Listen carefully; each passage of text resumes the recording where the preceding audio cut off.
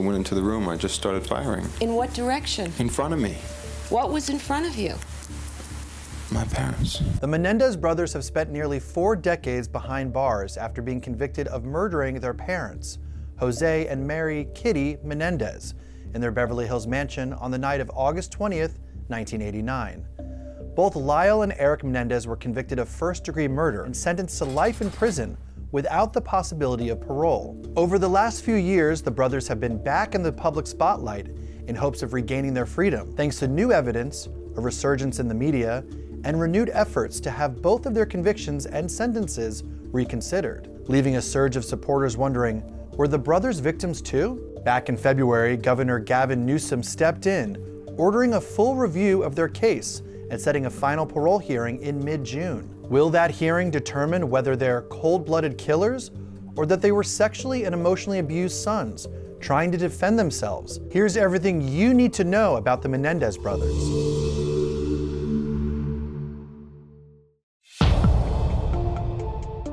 Back in 1989, police were called to the Menendez mansion just off Sunset Boulevard. Inside, Beverly Hills officers found Jose and Kitty Menendez shot multiple times with a shotgun.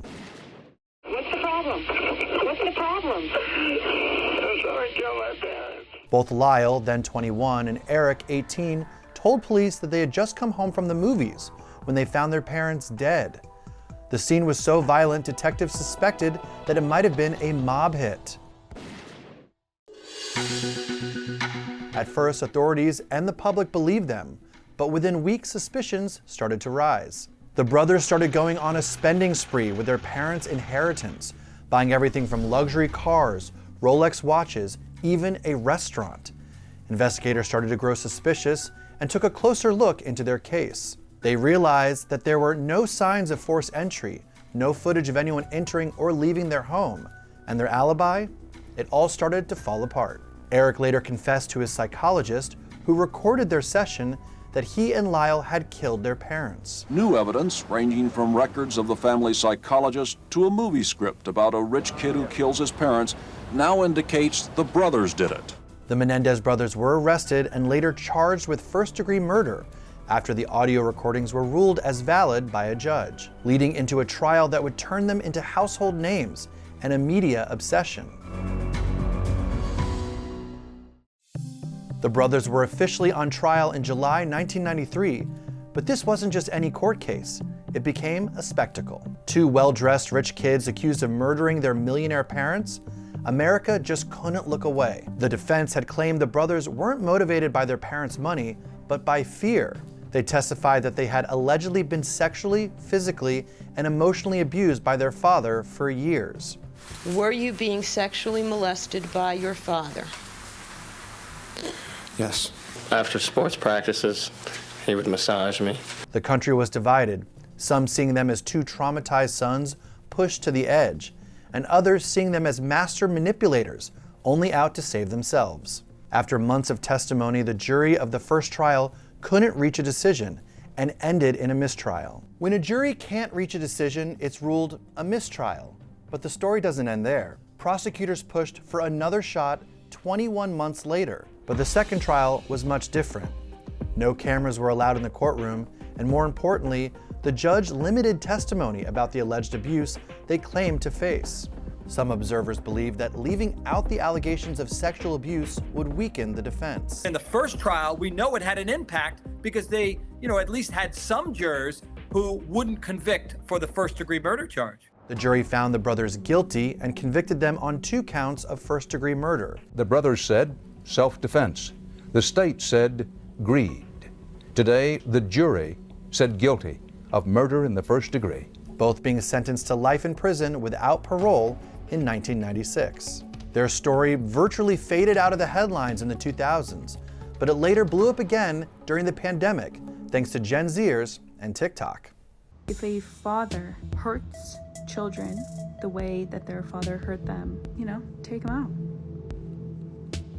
Sorry, not sorry. Everything that they had to go through. It's so sad, but it's also very, very happy. Had people not taken so much interest in it now, they might have just sat in prison forever. While Gen Zers weren't alive to catch the high-profile court trial in the 90s, they definitely hit differently in 2021.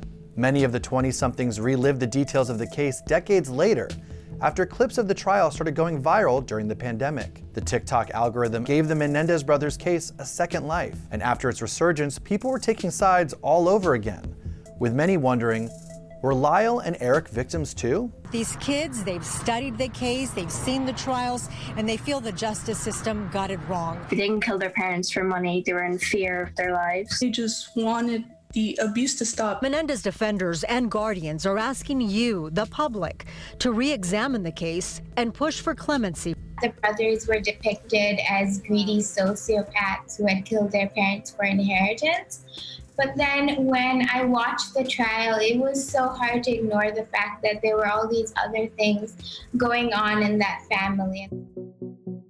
Leave it to Netflix to not only amplify the Menendez buzz, but also legitimize it.